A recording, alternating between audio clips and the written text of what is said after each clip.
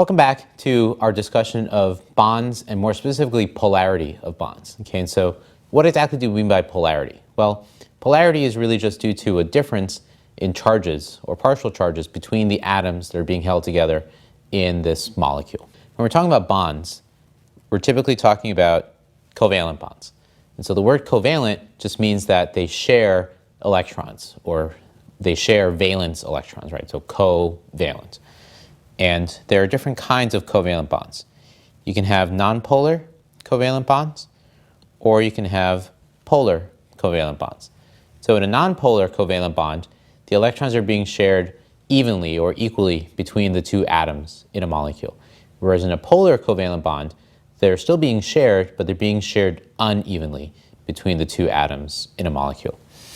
And the hallmark of distinguishing between a polar and a nonpolar covalent bond really has to do with how big is the difference in electronegativity between the two atoms in a bond. Okay, so let me give you an example of polar versus nonpolar. Okay, let's say that you and I decide to buy a car. Okay, so maybe I don't have enough money for a car and you don't have enough money for a car, but if we chip in, we have enough money to buy a car.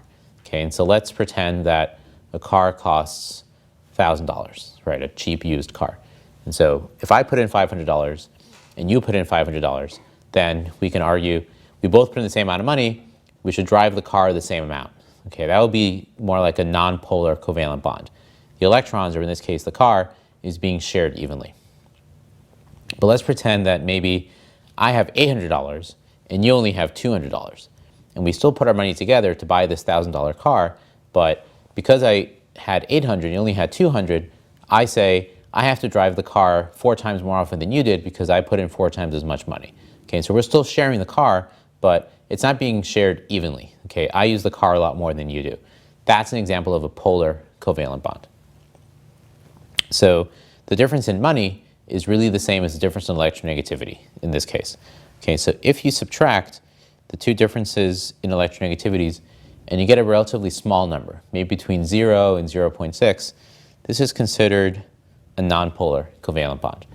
Whereas if you subtract the numbers and you get a much larger difference in electronegativity, maybe between 0.6 and 1.6, this is considered a polar covalent bond. And if it's even greater than 1.6, generally speaking, not always, but generally speaking, it's not even covalent anymore, but it's going to fall into the category of ionic, where one atom completely loses electrons and the other atom completely gains the electrons. Okay, so how do we depict or represent these different differences in electronegativities? Okay, we can use something called a partial charge, which is represented by the Greek symbol delta, lowercase delta. And this is really a small or a slight positive charge or negative charge on an atom in a bond.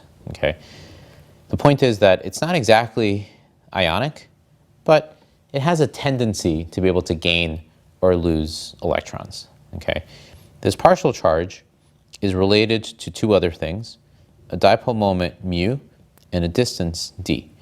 Okay, and so usually the dipole moment mu is given in units called a debye. Okay, and so 1 debye happens to be 3.34 times 10 to the negative 30th coulomb times meters. The point is that the dipole moment is proportional to the partial charge, right? The bigger the partial charge, the bigger the dipole moment. This mu thing, this dipole moment, is a vector, which means that not only does it have a magnitude, right, a size, but it also has a direction. It's going to be pointing in a particular direction. So we use different notations to represent these dipole moments. Okay, one is using the partial positive, partial negative. Okay, so for example, in HCl, the chlorine is a lot more electronegative than the hydrogen is, has a much greater tendency to gain electrons.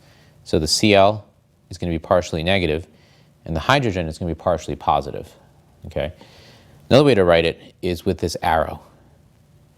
So the way that the arrow works is the head of the arrow always points in the direction of the more electronegative element, in this case Cl, and the one that's less electronegative or more electropositive gets a little cross that looks like a plus sign.